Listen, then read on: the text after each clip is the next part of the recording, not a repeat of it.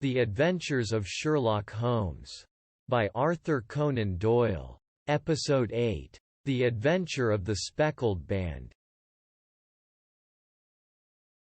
On glancing over my notes of the 70-odd cases in which I have during the last 8 years studied the methods of my friend Sherlock Holmes, I find many tragic, some comic, a large number merely strange. But none commonplace, for, working as he did rather for the love of his art than for the acquirement of wealth, he refused to associate himself with any investigation which did not tend towards the unusual, and even the fantastic. Of all these varied cases, however, I cannot recall any which presented more singular features than that which was associated with the well-known Surrey family of the Roylotts of Stoke Moran. The events in question occurred in the early days of my association with Holmes, when we were sharing rooms as bachelors in Baker Street. It is possible that I might have placed them upon record before, but a promise of secrecy was made at the time, from which I have only been freed during the last month by the untimely death of the lady to whom the pledge was given. It is perhaps as well that the facts should now come to light, for I have reasons to know that there are widespread rumors as to the death of Dr. Grimesby Roylott, which tend to make the matter even more terrible than the truth. It was early in April in the year 83 that I woke one morning to find Sherlock Holmes standing, fully dressed, by the side of my bed. He was a late riser, as a rule, and as the clock on the mantelpiece showed me that it was only 7:15, I blinked up at him in some surprise, and perhaps just a little resentment, for I was myself regular in my habits. "Very sorry to knock you up, Watson," said he, "but it's the common lot this morning." "Mrs. Hudson has been knocked up," she retorted upon me, "and I on you." "What is it, then, a fire?" "No, a client. It seems that a young lady has arrived in a considerable state of excitement, who insists upon seeing me. She is waiting now in the sitting-room. Now, when young ladies wander about the metropolis at this hour of the morning, and knock sleepy people up out of their beds, I presume that it is something very pressing which they have to communicate. Should it prove to be an interesting case, you would, I am sure, wish to follow it from the outset. I thought, at any rate, that I should call you and give you the chance. My dear fellow, I would not miss it for anything. I had no keener pleasure than in following Holmes in his professional investigations, and in admiring the rapid deductions, as swift as intuitions, and yet always founded on a logical basis, with which he unraveled the problems which were submitted to him. I rapidly threw on my clothes and was ready in a few minutes to accompany my friend down to the sitting-room. A lady dressed in black and heavily veiled, who had been sitting in the window, rose as we entered. "Good morning, madam," said Holmes cheerily. "My name is Sherlock Holmes. This is my intimate friend and associate, Dr. Watson, before whom you can speak as freely as before myself. Ha! I am glad to see that Mrs. Hudson has had the good sense to light the fire. Pray draw up to it, and I shall order you a cup of hot coffee, for I observe that you are shivering." "It is not cold which makes me shiver," said the woman in a low voice, changing her seat as requested. "What, then? It is fear, Mr. Holmes, it is terror." She raised her veil as she spoke, and we could see that she was indeed in a pitiable state of agitation. Her face all drawn and grey, with restless frightened eyes, like those of some hunted animal.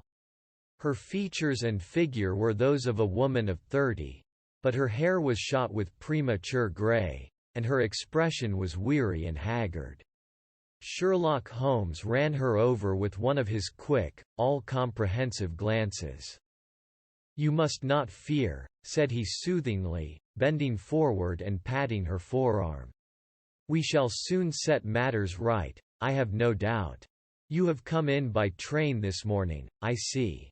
You know me, then? No, but I observe the second half of a return ticket in the palm of your left glove. You must have started early, and yet you had a good drive in a dog-cart, along heavy roads, before you reached the station." The lady gave a violent start and stared in bewilderment at my companion. "There is no mystery, my dear madam," said he, smiling. "The left arm of your jacket is spattered with mud in no less than 7 places. The marks are perfectly fresh. There is no vehicle save a dog-cart which throws up mud in that way, and then only when you sit on the left-hand side of the driver. Whatever your reasons may be, you are perfectly correct," said she. "I started from home before 6, reached Leatherhead at 20 past, and came in by the first train to Waterloo. Sir, I can stand this strain no longer. I shall go mad if it continues. I have no one to turn to, none, save only one, who cares for me, and he, poor fellow, can be of little aid.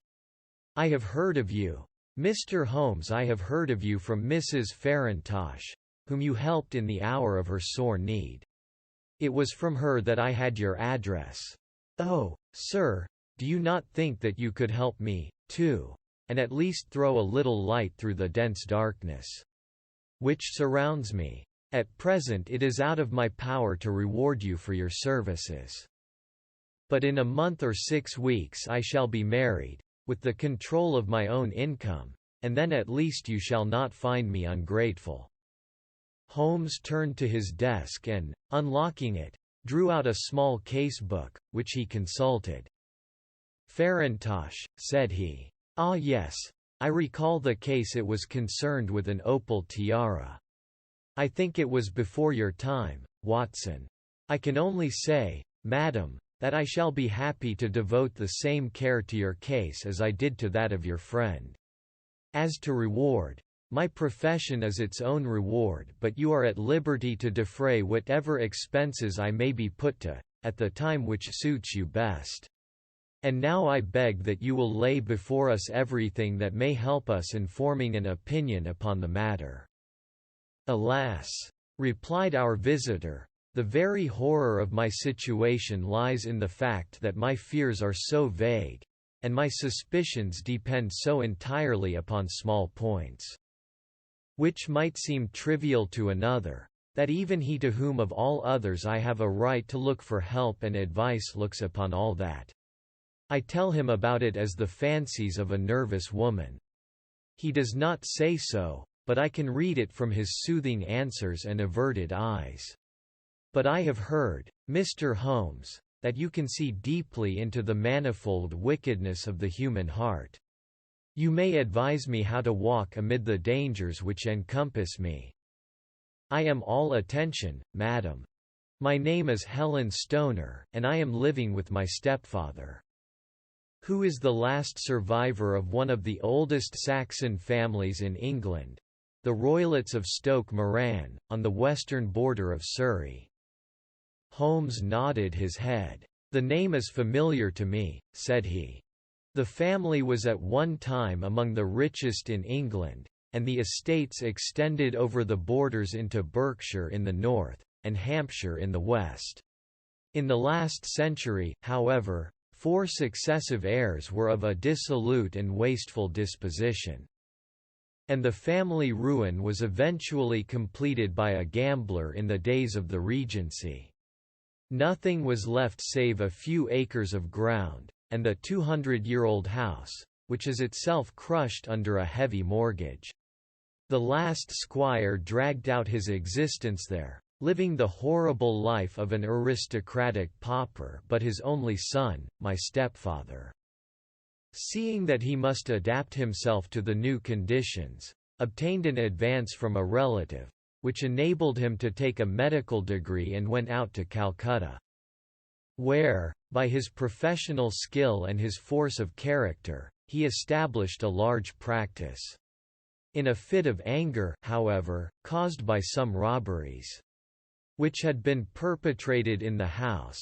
He beat his native butler to death and narrowly escaped a capital sentence. As it was, he suffered a long term of imprisonment and afterwards returned to England a morose and disappointed man. When Dr. Roylott was in India, he married my mother, Mrs. Stoner, the young widow of Major General Stoner, of the Bengal Artillery. My sister Julia and I were twins, and we were only 2 years old at the time of my mother's remarriage. She had a considerable sum of money, not less than £1,000 a year, and this she bequeathed to Dr. Roylott entirely while we resided with him, with a provision that a certain annual sum should be allowed to each of us in the event of our marriage. Shortly after our return to England my mother died. She was killed 8 years ago in a railway accident near Crewe. Dr. Roylott then abandoned his attempts to establish himself in practice in London and took us to live with him in the old ancestral house at Stoke Moran. The money which my mother had left was enough for all our wants, and there seemed to be no obstacle to our happiness. But a terrible change came over our stepfather about this time. Instead of making friends and exchanging visits with our neighbours, who had at first been overjoyed to see a Roylott of Stoke Moran back in the old family seat, he shut himself up in his house and seldom came out save to indulge in ferocious quarrels with whoever might cross his path. Violence of temper approaching to mania has been hereditary in the men of the family, and in my stepfather's case it had, I believe, been intensified by his long residence in the tropics. A series of disgraceful brawls took place, 2 of which ended in the police court, until at last he became the terror of the village, and the folks would fly at his approach, for he is a man of immense strength, and absolutely uncontrollable in his anger. Last week he hurled the local blacksmith over a parapet into a stream, and it was only by paying over all the money which I could gather together that I was able to avert another public exposure. He had no friends at all save the wandering gypsies, and he would give these vagabonds leave to encamp upon the few acres of bramble-covered land which represent the family estate, and would accept in return the hospitality of their tents, wandering away with them sometimes for weeks on end. He has a passion also for Indian animals, which are sent over to him by a correspondent, and he has at this moment a cheetah and a baboon, which wander freely over his grounds and are feared by the villagers almost as much as their master. You can imagine from what I say that my poor sister Julia and I had no great pleasure in our lives. No servant would stay with us, and for a long time we did all the work of the house. She was but 30 at the time of her death, and yet her hair had already begun to whiten, even as mine has. Your sister is dead, then? She died just 2 years ago, and it is of her death that I wish to speak to you. You can understand that, living the life which I have described, we were little likely to see anyone of our own age and position. We had, however, an aunt, my mother's maiden sister, Miss Honoria Westphale, who lives near Harrow, and we were occasionally allowed to pay short visits at this lady's house. Julia went there at Christmas 2 years ago, and met there a half-pay major of Marines, to whom she became engaged. My stepfather learned of the engagement when my sister returned and offered no objection to the marriage, but within a fortnight of the day which had been fixed for the wedding, the terrible event occurred which has deprived me of my only companion. Sherlock Holmes had been leaning back in his chair with his eyes closed and his head sunk in a cushion. But he half opened his lids now and glanced across at his visitor. "Pray be precise as to details," said he. "It is easy for me to be so, for every event of that dreadful time is seared into my memory. The manor house is, as I have already said, very old, and only one wing is now inhabited. The bedrooms in this wing are on the ground floor, the sitting rooms being in the central block of the buildings. Of these bedrooms, the first is Dr. Roylott's, the second my sister's, and the third my own. There is no communication between them, but they all open out into the same corridor. Do I make myself plain? Perfectly so. The windows of the 3 rooms open out upon the lawn. That fatal night Dr. Roylott had gone to his room early, though we knew that he had not retired to rest, for my sister was troubled by the smell of the strong Indian cigars which it was his custom to smoke. She left her room, therefore, and came into mine, where she sat for some time, chatting about her approaching wedding. At 11 o'clock she rose to leave me, but she paused at the door and looked back. "Tell me, Helen," said she, "have you ever heard anyone whistle in the dead of the night?"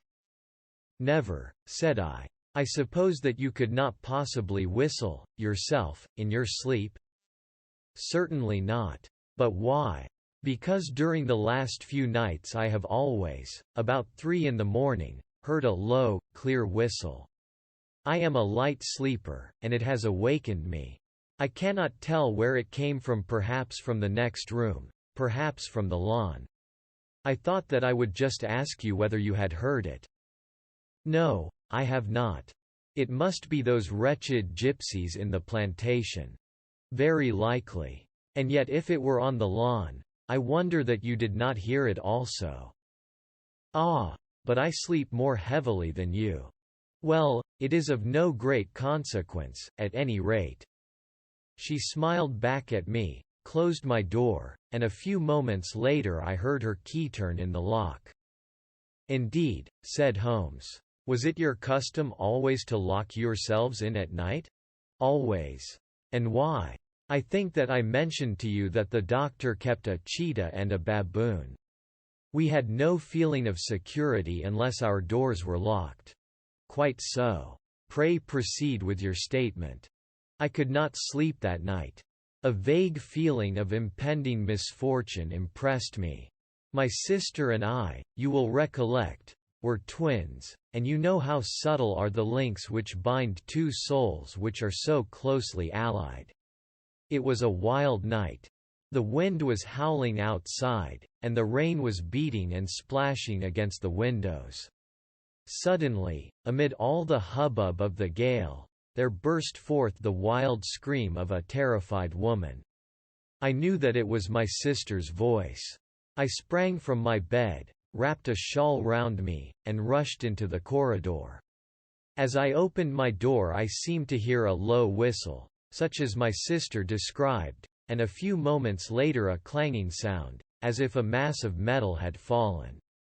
As I ran down the passage, my sister's door was unlocked, and revolved slowly upon its hinges. I stared at it horror-stricken, not knowing what was about to issue from it. By the light of the corridor lamp I saw my sister appear at the opening, her face blanched with terror. Her hands groping for help, her whole figure swaying to and fro like that of a drunkard. I ran to her and threw my arms round her, but at that moment her knees seemed to give way and she fell to the ground. She writhed as one who is in terrible pain, and her limbs were dreadfully convulsed. At first I thought that she had not recognized me, but as I bent over her, she suddenly shrieked out in a voice which I shall never forget, "Oh, my God! Helen!" It was the band. The speckled band. There was something else which she would fain have said. And she stabbed with her finger into the air in the direction of the doctor's room, but a fresh convulsion seized her and choked her words. I rushed out, calling loudly for my stepfather, and I met him hastening from his room in his dressing gown. When he reached my sister's side she was unconscious, and though he poured brandy down her throat and sent for medical aid from the village, all efforts were in vain, for she slowly sank and died without having recovered her consciousness. Such was the dreadful end of my beloved sister. "One moment," said Holmes, "are you sure about this whistle and metallic sound? Could you swear to it?" "That was what the county coroner asked me at the inquiry. It is my strong impression that I heard it, and yet, among the crash of the gale and the creaking of an old house, I may possibly have been deceived." "Was your sister dressed?" "No, she was in her nightdress. In her right hand was found the charred stump of a match, and in her left a matchbox, showing that she had struck a light and looked about her when the alarm took place. That is important. And what conclusions did the coroner come to?" "He investigated the case with great care, for Dr. Roylott's conduct had long been notorious in the county. But he was unable to find any satisfactory cause of death. My evidence showed that the door had been fastened upon the inner side, and the windows were blocked by old-fashioned shutters with broad iron bars, which were secured every night. The walls were carefully sounded, and were shown to be quite solid all round, and the flooring was also thoroughly examined, with the same result. The chimney is wide, but is barred up by 4 large staples. It is certain, therefore, that my sister was quite alone when she met her end. Besides, there were no marks of any violence upon her." "How about poison?" "The doctors examined her for it, but without success." "What do you think that this unfortunate lady died of, then?"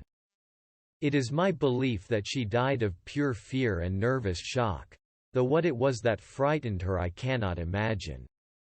"Were there gypsies in the plantation at the time?" "Yes, there are nearly always some there." "Ah, and what did you gather from this allusion to a speckled band?" "Sometimes I have thought that it was merely the wild talk of delirium, sometimes that it may have referred to some band of people. Perhaps to these very gypsies in the plantation. I do not know whether the spotted handkerchiefs which so many of them wear over their heads might have suggested the strange adjective which she used." Holmes shook his head like a man who is far from being satisfied. "These are very deep waters," said he. "Pray go on with your narrative." 2 years have passed since then, and my life has been until lately lonelier than ever. A month ago, however, a dear friend, whom I have known for many years, has done me the honor to ask my hand in marriage. His name is Armitage Percy Armitage, the second son of Mr. Armitage, of Crane Water, near Reading. My stepfather has offered no opposition to the match, and we are to be married in the course of the spring. 2 days ago some repairs were started in the west wing of the building, and my bedroom wall has been pierced, so that I have had to move into the chamber in which my sister died, and to sleep in the very bed in which she slept. Imagine, then, my thrill of terror when last night, as I lay awake, thinking over her terrible fate, I suddenly heard in the silence of the night the low whistle which had been the herald of her own death. I sprang up and lit the lamp, but nothing was to be seen in the room.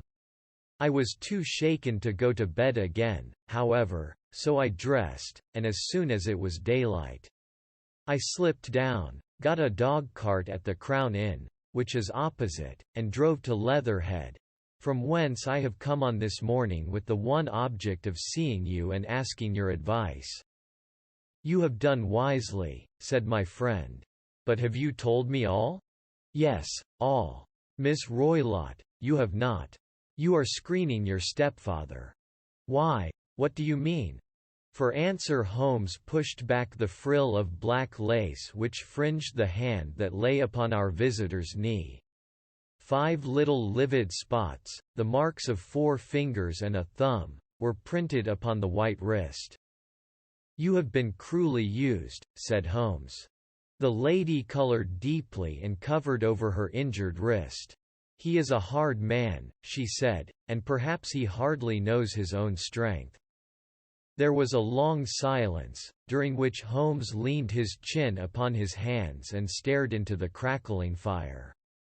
"This is a very deep business," he said at last. "There are 1,000 details which I should desire to know before I decide upon our course of action.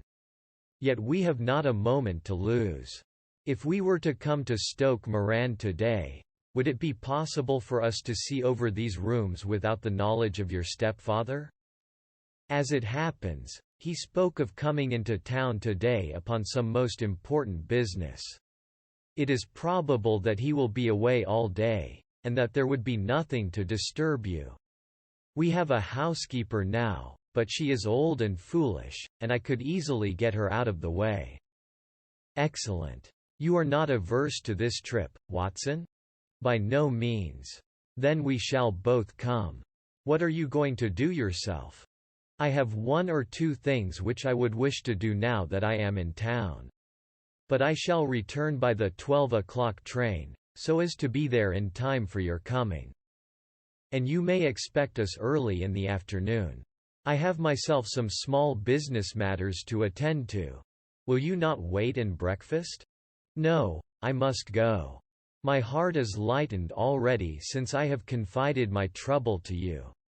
I shall look forward to seeing you again this afternoon." She dropped her thick black veil over her face and glided from the room. "And what do you think of it all, Watson?" asked Sherlock Holmes, leaning back in his chair. "It seems to me to be a most dark and sinister business." "Dark enough and sinister enough. Yet if the lady is correct in saying that the flooring and walls are sound, and that the door, window, and chimney are impassable, then her sister must have been undoubtedly alone when she met her mysterious end. What becomes, then, of these nocturnal whistles, and what of the very peculiar words of the dying woman? I cannot think. When you combine the ideas of whistles at night, the presence of a band of gypsies who are on intimate terms with this old doctor, the fact that we have every reason to believe that the doctor has an interest in preventing his stepdaughter's marriage, the dying allusion to a band, and, finally, the fact that Miss Helen Stoner heard a metallic clang, which might have been caused by one of those metal bars that secured the shutters falling back into its place, I think that there is good ground to think that the mystery may be cleared along those lines. But what, then, did the gypsies do? I cannot imagine. I see many objections to any such theory. And so do I. It is precisely for that reason that we are going to Stoke Moran this day. I want to see whether the objections are fatal, or if they may be explained away." "But what in the name of the devil?"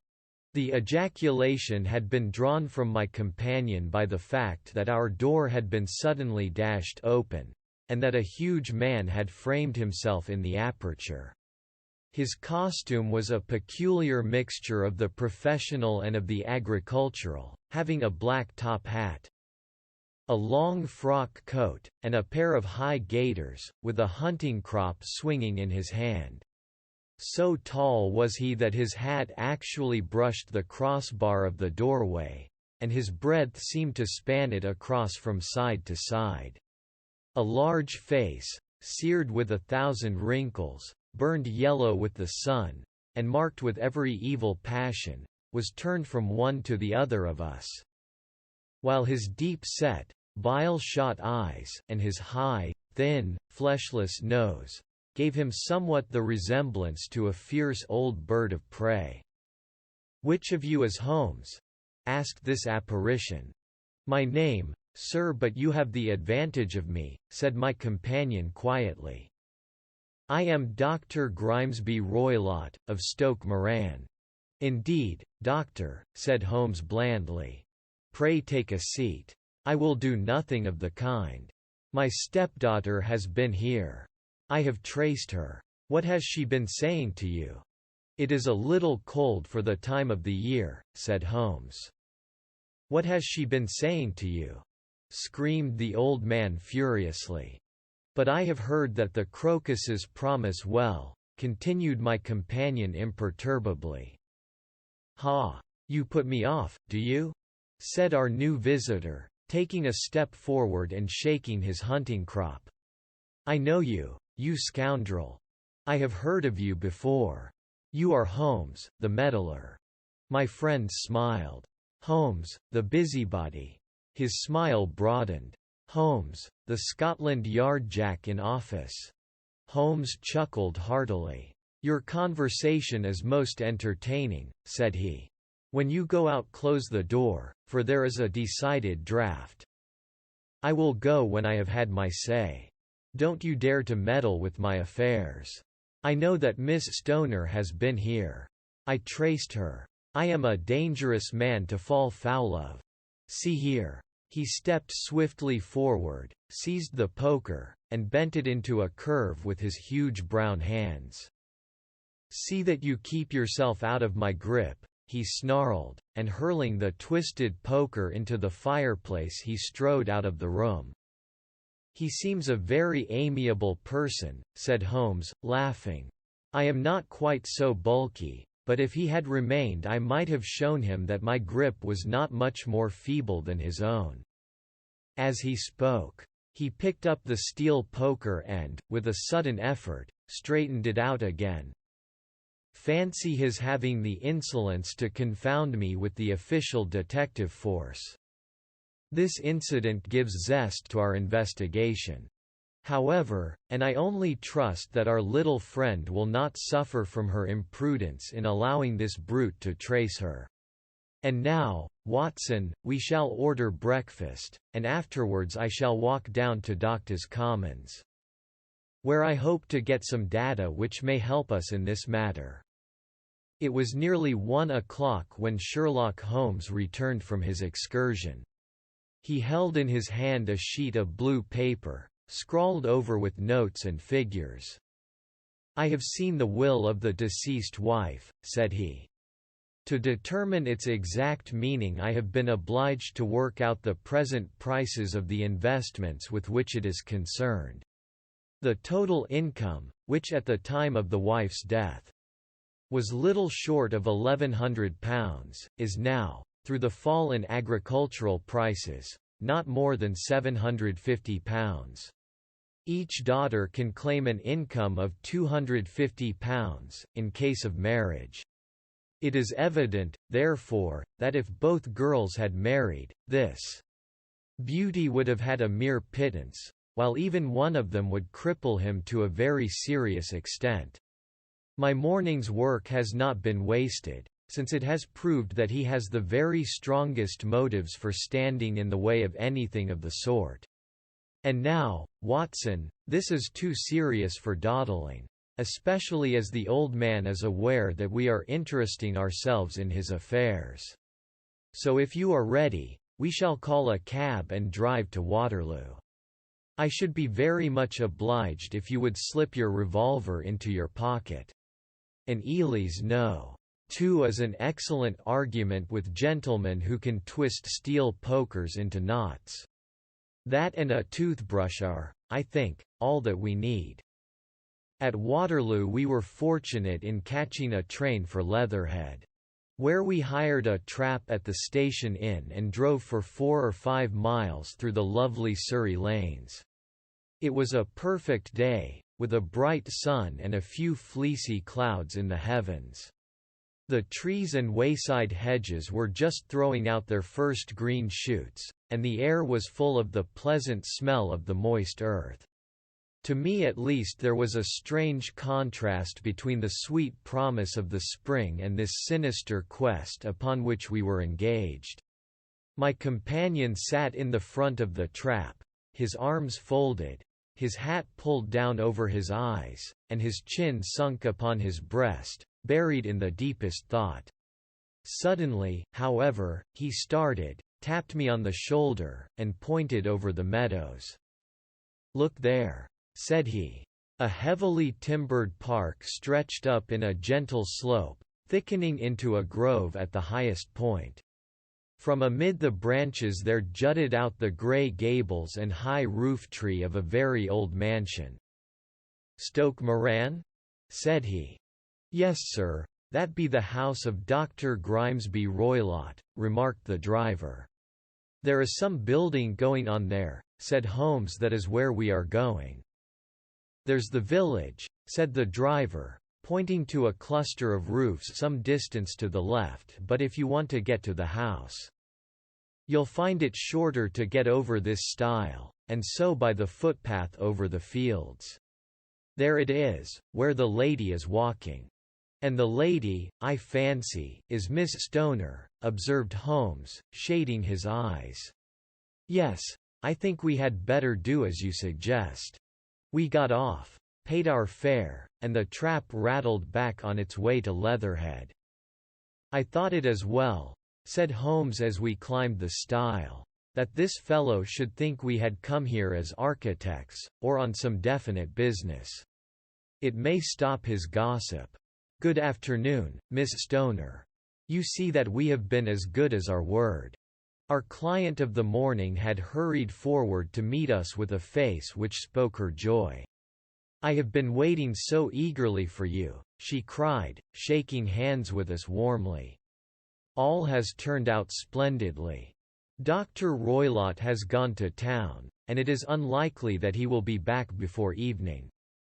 "We have had the pleasure of making the doctor's acquaintance," said Holmes, and in a few words he sketched out what had occurred.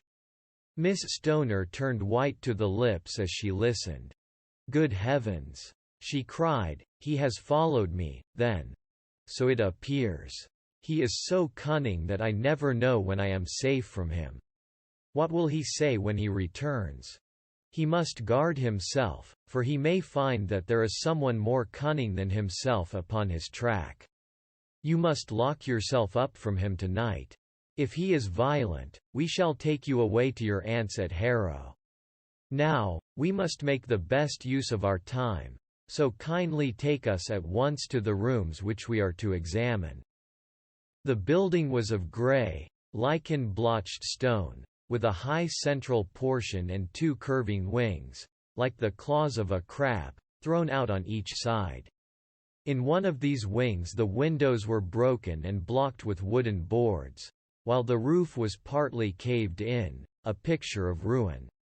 The central portion was in little better repair, but the right-hand block was comparatively modern, and the blinds in the windows, with the blue smoke curling up from the chimneys, showed that this was where the family resided. Some scaffolding had been erected against the end wall, and the stonework had been broken into. But there were no signs of any workmen at the moment of our visit. Holmes walked slowly up and down the ill-trimmed lawn and examined with deep attention the outsides of the windows. "This, I take it, belongs to the room in which you used to sleep, the center. One to your sister's, and the one next to the main building to Dr. Roylott's chamber?" "Exactly so. But I am now sleeping in the middle one. Pending the alterations, as I understand. By the way, there does not seem to be any very pressing need for repairs at that end wall."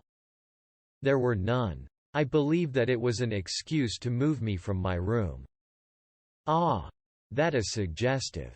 Now, on the other side of this narrow wing runs the corridor from which these three rooms open.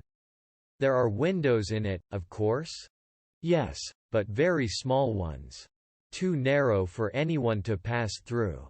As you both locked your doors at night, your rooms were unapproachable from that side. Now, would you have the kindness to go into your room and bar your shutters?" Miss Stoner did so, and Holmes, after a careful examination through the open window, endeavored in every way to force the shutter open, but without success. There was no slit through which a knife could be passed to raise the bar. Then with his lens he tested the hinges, but they were of solid iron, built firmly into the massive masonry. "Hum," said he, scratching his chin in some perplexity, My theory certainly presents some difficulties. No one could pass these shutters if they were bolted. Well, we shall see if the inside throws any light upon the matter." A small side door led into the whitewashed corridor from which the 3 bedrooms opened. Holmes refused to examine the third chamber, so we passed at once to the second. That in which Miss Stoner was now sleeping, and in which her sister had met with her fate. It was a homely little room, with a low ceiling and a gaping fireplace, after the fashion of old country houses. A brown chest of drawers stood in one corner, a narrow white counterpaned bed in another, and a dressing table on the left-hand side of the window. These articles, with 2 small wicker work chairs, made up all the furniture in the room save for a square of Wilton carpet in the center. The boards round and the paneling of the walls were of brown, worm-eaten oak, so old and discolored that it may have dated from the original building of the house. Holmes drew one of the chairs into a corner and sat silent, while his eyes travelled round and up and down, taking in every detail of the apartment. "Where does that bell communicate with?" he asked at last, pointing to a thick bell rope, which hung down beside the bed, the tassel actually lying upon the pillow. "It goes to the housekeeper's room." "It looks newer than the other things?" "Yes, it was only put there a couple of years ago." "Your sister asked for it, I suppose?" "No, I never heard of her using it. We used always to get what we wanted for ourselves. Indeed, it seemed unnecessary to put so nice a bell-pull there. You will excuse me for a few minutes while I satisfy myself as to this floor." He threw himself down upon his face with his lens in his hand and crawled swiftly backward and forward, examining minutely the cracks between the boards. Then he did the same with the woodwork with which the chamber was panelled. Finally he walked over to the bed and spent some time in staring at it and in running his eye up and down the wall. Finally he took the bell rope in his hand and gave it a brisk tug. "Why, it's a dummy," said he. "Won't it ring?" "No, it is not even attached to a wire. This is very interesting. You can see now that it is fastened to a hook just above where the little opening for the ventilator is." "How very absurd. I never noticed that before." "Very strange," muttered Holmes, pulling at the rope. "There are 1 or 2 very singular points about this room. For example, what a fool a builder must be to open a ventilator into another room, when, with the same trouble, he might have communicated with the outside air." "That is also quite modern," said the lady. "Done about the same time as the bell rope?" remarked Holmes. "Yes, there were several little changes carried out about that time. They seem to have been of a most interesting character: dummy bell ropes, and ventilators which do not ventilate. With your permission, Miss Stoner, we shall now carry our researches into the inner apartment." Dr. Grimesby Roylott's chamber was larger than that of his step-daughter, but was as plainly furnished. A camp bed, a small wooden shelf full of books, mostly of a technical character. An armchair beside the bed, a plain wooden chair against the wall, a round table, and a large iron safe were the principal things which met the eye. Holmes walked slowly round and examined each and all of them with the keenest interest. "What's in here?" he asked, tapping the safe. "My stepfather's business papers." "Oh, you have seen inside, then?" "Only once, some years ago. I remember that it was full of papers." "There isn't a cat in it, for example?" "No. What a strange idea. Well, look at this." He took up a small saucer of milk which stood on the top of it. "No, we don't keep a cat. But there is a cheetah and a baboon." "Ah, yes, of course. Well, a cheetah is just a big cat, and yet a saucer of milk does not go very far in satisfying its wants, I dare say. There is one point which I should wish to determine." He squatted down in front of the wooden chair and examined the seat of it with the greatest attention. "Thank you. That is quite settled," said he, rising and putting his lens in his pocket. "Hullo! Here is something interesting." The object which had caught his eye was a small dog lash hung on one corner of the bed. The lash, however, was curled upon itself and tied so as to make a loop of whipcord. "What do you make of that, Watson? It's a common enough lash. But I don't know why it should be tied. That is not quite so common, is it? Ah, me! It's a wicked world, and when a clever man turns his brains to crime it is the worst of all.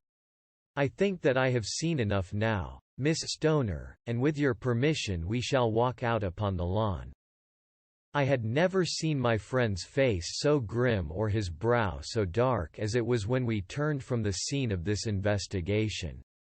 We had walked several times up and down the lawn, neither Miss Stoner nor myself liking to break in upon his thoughts before he roused himself from his reverie. "It is very essential, Miss Stoner," said he, "that you should absolutely follow my advice in every respect." "I shall most certainly do so. The matter is too serious for any hesitation. Your life may depend upon your compliance. I assure you that I am in your hands.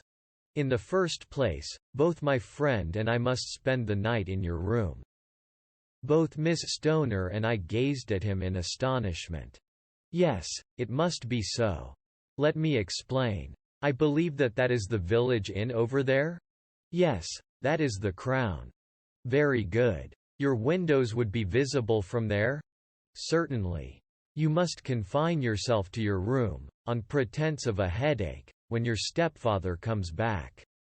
Then when you hear him retire for the night, you must open the shutters of your window, undo the hasp, put your lamp there as a signal to us, and then withdraw quietly with everything which you are likely to want into the room which you used to occupy.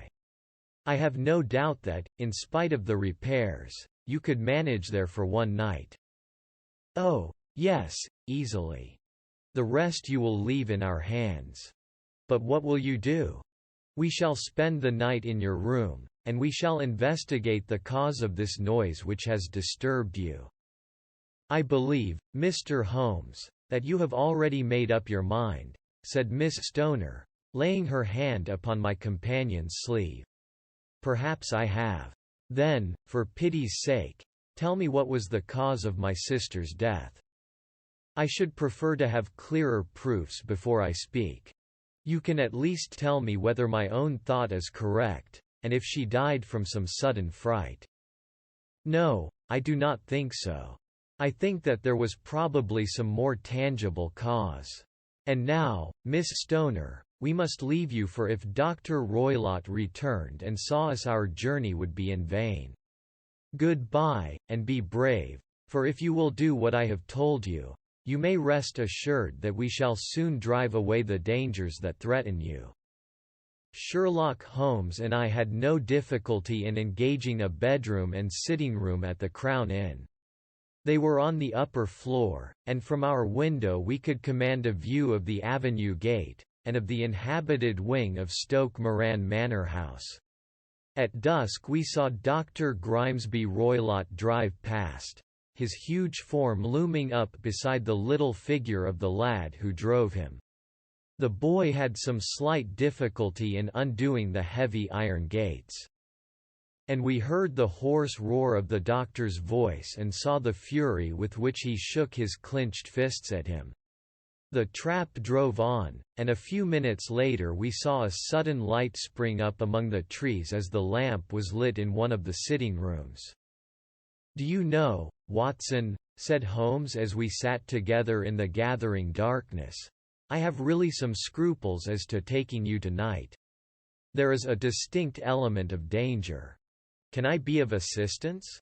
Your presence might be invaluable." "Then I shall certainly come." "It is very kind of you. You speak of danger. You have evidently seen more in these rooms than was visible to me." "No, but I fancy that I may have deduced a little more. I imagine that you saw all that I did. I saw nothing remarkable save the bell rope, and what purpose that could answer I confess is more than I can imagine." "You saw the ventilator, too?" "Yes, but I do not think that it is such a very unusual thing to have a small opening between two rooms. It was so small that a rat could hardly pass through. I knew that we should find a ventilator before ever we came to Stoke Moran." "My dear Holmes." "Oh, yes, I did. You remember in her statement she said that her sister could smell Dr. Roylott's cigar. Now, of course that suggested at once that there must be a communication between the two rooms. It could only be a small one, or it would have been remarked upon at the coroner's inquiry. I deduced a ventilator. But what harm can there be in that? Well, there is at least a curious coincidence of dates. A ventilator is made, a cord is hung, and a lady who sleeps in the bed dies. Does not that strike you? I cannot as yet see any connection. Did you observe anything very peculiar about that bed?" "No. It was clamped to the floor. Did you ever see a bed fastened like that before?" "I cannot say that I have. The lady could not move her bed. It must always be in the same relative position to the ventilator and to the rope, or so we may call it, since it was clearly never meant for a bell pull." "Holmes," I cried, "I seem to see dimly what you are hinting at. We are only just in time to prevent some subtle and horrible crime." "Subtle enough and horrible enough. When a doctor does go wrong he is the first of criminals. He has nerve and he has knowledge. Palmer and Pritchard were among the heads of their profession. This man strikes even deeper, but I think, Watson, that we shall be able to strike deeper still. But we shall have horrors enough before the night is over, for goodness sake. Let us have a quiet pipe and turn our minds for a few hours to something more cheerful." About 9 o'clock the light among the trees was extinguished, and all was dark in the direction of the manor house. 2 hours passed slowly away, and then, suddenly, just at the stroke of 11, a single bright light shone out right in front of us. "That is our signal," said Holmes, springing to his feet. "It comes from the middle window." As we passed out he exchanged a few words with the landlord, explaining that we were going on a late visit to an acquaintance, and that it was possible that we might spend the night there. A moment later we were out on the dark road. A chill wind blowing in our faces, and one yellow light twinkling in front of us through the gloom to guide us on our sombre errand. There was little difficulty in entering the grounds, for unrepaired breaches gaped in the old park wall. Making our way among the trees, we reached the lawn, crossed it, and were about to enter through the window when out from a clump of laurel bushes there darted what seemed to be a hideous and distorted child, who threw itself upon the grass with writhing limbs and then ran swiftly across the lawn into the darkness. "My God!" I whispered. "Did you see it?" Holmes was for the moment as startled as I. His hand closed like a vice upon my wrist in his agitation. Then he broke into a low laugh and put his lips to my ear. "It is a nice household," he murmured. "That is the baboon." I had forgotten the strange pets which the doctor affected. There was a cheetah, too. Perhaps we might find it upon our shoulders at any moment. I confess that I felt easier in my mind when, after following Holmes' example and slipping off my shoes, I found myself inside the bedroom. My companion noiselessly closed the shutters, moved the lamp onto the table, and cast his eyes round the room. All was as we had seen it in the daytime. Then creeping up to me and making a trumpet of his hand, he whispered into my ear again so gently that it was all that I could do to distinguish the words. The least sound would be fatal to our plans. I nodded to show that I had heard. We must sit without light. He would see it through the ventilator. I nodded again. Do not go asleep, your very life may depend upon it. Have your pistol ready in case we should need it. I will sit on the side of the bed, and you in that chair. I took out my revolver and laid it on the corner of the table. Holmes had brought up a long thin cane, and this he placed upon the bed beside him. By it he laid the box of matches and the stump of a candle. Then he turned down the lamp, and we were left in darkness. How shall I ever forget that dreadful vigil? I could not hear a sound. Not even the drawing of a breath, and yet I knew that my companion sat open-eyed, within a few feet of me, in the same state of nervous tension in which I was myself. The shutters cut off the least ray of light, and we waited in absolute darkness. From outside came the occasional cry of a night bird, and once at our very window. A long-drawn cat-like whine, which told us that the cheetah was indeed at liberty. Far away we could hear the deep tones of the parish clock, which boomed out every quarter of an hour. How long they seemed, those quarters! 12 struck, and 1 and 2 and 3, and still we sat waiting silently for whatever might befall. Suddenly there was the momentary gleam of a light up in the direction of the ventilator, which vanished immediately, but was succeeded by a strong smell of burning oil and heated metal. Someone in the next room had lit a dark lantern. I heard a gentle sound of movement, and then all was silent once more, though the smell grew stronger. For half an hour I sat with straining ears. Then suddenly another sound became audible, a very gentle, soothing sound, like that of a small jet of steam escaping continually from a kettle. The instant that we heard it, Holmes sprang from the bed, struck a match, and lashed furiously with his cane at the bell-pull. "You see it, Watson?" he yelled. "You see it?" But I saw nothing. At the moment when Holmes struck the light I heard a low, clear whistle. But the sudden glare flashing into my weary eyes made it impossible for me to tell what it was at which my friend lashed so savagely. I could, however, see that his face was deadly pale and filled with horror and loathing.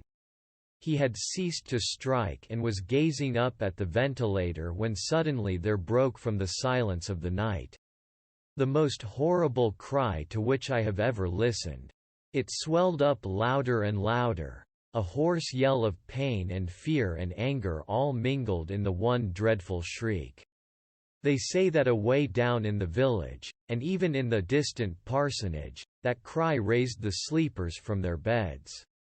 It struck cold to our hearts, and I stood gazing at Holmes, and he at me, until the last echoes of it had died away into the silence from which it rose.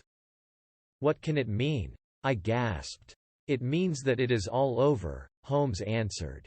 "And perhaps, after all, it is for the best. Take your pistol, and we will enter Dr. Roylott's room." With a grave face he lit the lamp and led the way down the corridor. Twice he struck at the chamber door without any reply from within. Then he turned the handle and entered, I at his heels, with the cocked pistol in my hand. It was a singular sight which met our eyes. On the table stood a dark lantern with the shutter half open, throwing a brilliant beam of light upon the iron safe, the door of which was ajar. Beside this table, on the wooden chair, sat Dr. Grimesby Roylott clad in a long grey dressing gown, his bare ankles protruding beneath, and his feet thrust into red heelless Turkish slippers. Across his lap lay the short stock with the long lash which we had noticed during the day. His chin was cocked upward and his eyes were fixed in a dreadful, rigid stare at the corner of the ceiling. Round his brow he had a peculiar yellow band, with brownish speckles, which seemed to be bound tightly round his head. As we entered he made neither sound nor motion. "The band! The speckled band!" whispered Holmes. I took a step forward. In an instant his strange headgear began to move. And there reared itself from among his hair the squat diamond-shaped head and puffed neck of a loathsome serpent. "It is a swamp adder," cried Holmes, "the deadliest snake in India. He has died within 10 seconds of being bitten. Violence does, in truth, recoil upon the violent, and the schemer falls into the pit which he digs for another. Let us thrust this creature back into its den, and we can then remove Miss Stoner to some place of shelter and let the county police know what has happened." As he spoke he drew the dog whip swiftly from the dead man's lap, and throwing the noose round the reptile's neck. He drew it from its horrid perch and, carrying it at arm's length, threw it into the iron safe, which he closed upon it. Such are the true facts of the death of Dr. Grimesby Roylott, of Stoke Moran. It is not necessary that I should prolong a narrative which has already run to too great a length by telling how we broke the sad news to the terrified girl. How we conveyed her by the morning train to the care of her good aunt at Harrow. Of how the slow process of official inquiry came to the conclusion that the doctor met his fate while indiscreetly playing with a dangerous pet.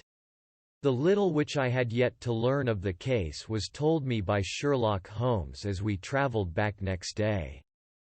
"I had," said he, "come to an entirely erroneous conclusion which shows, my dear Watson, how dangerous it always is to reason from insufficient data.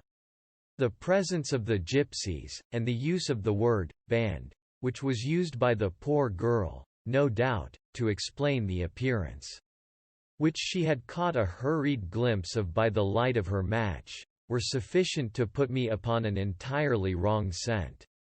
I can only claim the merit that I instantly reconsidered my position when, however, it became clear to me that whatever danger threatened an occupant of the room could not come either from the window or the door.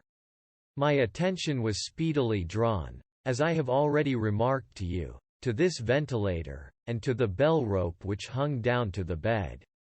The discovery that this was a dummy, and that the bed was clamped to the floor, instantly gave rise to the suspicion that the rope was there as a bridge for something passing through the hole and coming to the bed. The idea of a snake instantly occurred to me, and when I coupled it with my knowledge that the doctor was furnished with a supply of creatures from India, I felt that I was probably on the right track. The idea of using a form of poison which could not possibly be discovered by any chemical test was just such a one as would occur to a clever and ruthless man who had had an Eastern training. The rapidity with which such a poison would take effect would also, from his point of view, be an advantage. It would be a sharp-eyed coroner, indeed, who could distinguish the two little dark punctures which would show where the poison fangs had done their work. Then I thought of the whistle. Of course he must recall the snake before the morning light revealed it to the victim. He had trained it, probably by the use of the milk which we saw, to return to him when summoned. He would put it through this ventilator at the hour that he thought best, with the certainty that it would crawl down the rope and land on the bed. It might or might not bite the occupant, perhaps she might escape every night for a week, but sooner or later she must fall a victim. I had come to these conclusions before ever I had entered his room. An inspection of his chair showed me that he had been in the habit of standing on it, which of course would be necessary in order that he should reach the ventilator. The sight of the safe, the saucer of milk, and the loop of whipcord were enough to finally dispel any doubts which may have remained. The metallic clang heard by Miss Stoner was obviously caused by her stepfather hastily closing the door of his safe upon its terrible occupant. Having once made up my mind, you know the steps which I took in order to put the matter to the proof. I heard the creature hiss, as I have no doubt that you did also, and I instantly lit the light and attacked it. With the result of driving it through the ventilator. And also with the result of causing it to turn upon its master at the other side. Some of the blows of my cane came home and roused its snakish temper, so that it flew upon the first person it saw. In this way I am no doubt indirectly responsible for Dr. Grimesby Roylott's death, and I cannot say that it is likely to weigh very heavily upon my conscience.